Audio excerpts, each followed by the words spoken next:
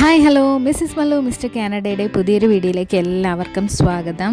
അങ്ങനെ കാനഡയിൽ ഇപ്പോൾ മഞ്ഞുകാലമൊക്കെ തീർന്നിരിക്കുകയാണ്. ഇപ്പോൾ വസന്തകാലമാണ്. കഴിഞ്ഞ ഒരു മാസക്കാലം ഞാൻ നാട്ടിലായിരുന്നു. അപ്പോൾ നാട്ടിൽ പോകുന്നതിന് മുന്നേ ചെറിയൊരു മഞ്ഞുവീഴ്ചയൊക്കെ ഉണ്ടായിരുന്നു.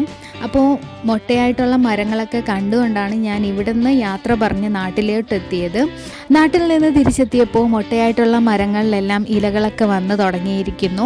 പിന്നെ പച്ച പുല്ലുകളൊക്കെ കാണാമായിരുന്നു. അപ്പോൾ എങ്ങും പച്ചപ്പ് നിറഞ്ഞ കാഴ്ചകളൊക്കെ കണ്ടുകൊണ്ടാണ് ഞാൻ ഇങ്ങോട്ട് വന്നത്. അപ്പോൾ ഇന്നത്തെ വീഡിയോയിൽ കാനഡയിലെ സ്പ്രിംഗ് സീസണിലെ മനോഹരമായിട്ടുള്ള കാഴ്ചകളൊക്കെയാണ് ഞാൻ കാണിക്കുന്നത്. കാനഡയിലെ ഈ വസന്തകാലം ആസ്വദിക്കാൻ നാട്ടിൽ നിന്ന് ഒരാൾ കൂടി എൻ്റെ കൂടെ എത്തിയിട്ടുണ്ട്. മഞ്ഞൊക്കെ തീർന്നു, എന്നാലും തണുപ്പിനൊട്ടും കുറവില്ല. നാട്ടിലെ കൊടും ചൂടിൽ നിന്ന് കാനഡയിലെ തണുപ്പിലോട്ട് ഞാൻ വീണ്ടും എത്തിയിട്ടുണ്ട്. കാനഡയിലെ ഈ തണുപ്പ് ഇനി കുറഞ്ഞ് ചൂടിലോട്ട് വന്നോളും. ഇനി സമ്മർ സീസണാണ്. കാനഡയിലെ ഇപ്പോഴത്തെ കാലാവസ്ഥ രാവിലെയൊക്കെ നല്ല തണുപ്പും ഉച്ചയൊക്കെ ആകുമ്പോൾ ചെറിയ ചൂടും ഉണ്ട്. നിങ്ങളിപ്പോൾ കാണുന്ന ഈ മഞ്ഞപ്പൂവ് കാണാനൊക്കെ നല്ല ഭംഗിയാണ്. സ്പ്രിംഗ് സീസൺ സ്റ്റാർട്ടാകുമ്പോൾ എല്ലാവരുടെ വീട്ടിലെ ഫ്രണ്ട് യാർഡിലും ബാക്ക് യാർഡിലെല്ലാം ഈ ഒരു പൂവ് നിറയെ വളർന്നു കിടക്കും. പക്ഷേ ഇതൊരു കളയാണ്, നമ്മുടെ കൃഷിയൊക്കെ നശിപ്പിക്കുന്ന ഒരു കള കൂടിയാണിത്.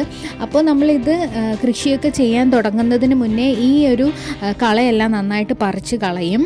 നാട്ടിലായിരുന്നത് കൊണ്ട് തന്നെ നല്ല തിരക്കായിരുന്നു. വീഡിയോസൊന്നും എനിക്ക് ചെയ്യാൻ പറ്റിയിട്ടുണ്ടായിരുന്നില്ല.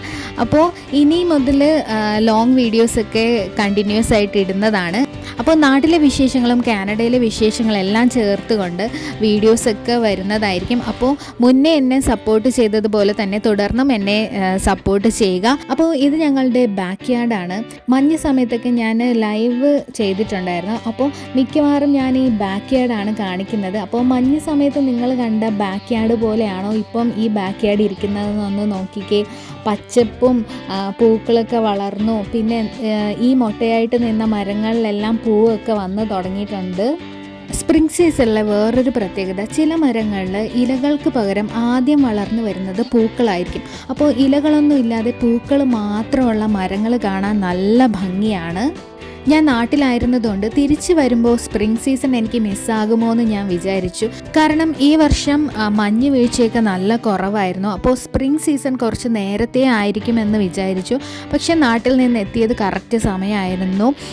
പൂക്കളെല്ലാം വളരുന്നതൊക്കെ കാണാൻ പറ്റി. മൊട്ടയായിട്ട് നിന്ന മരങ്ങളിലെല്ലാം പൂക്കളും ഇലകളൊക്കെ വരുന്നതൊക്കെ ഒരു പുതുമയുള്ള കാഴ്ചകൾ തന്നെയാണ്. സ്പ്രിംഗ് സീസണിലെ ഈ മനോഹരമായിട്ടുള്ള കാഴ്ചകളൊക്കെ നിങ്ങൾക്ക് ഇഷ്ടപ്പെട്ടെന്ന് വിചാരിക്കുന്നു.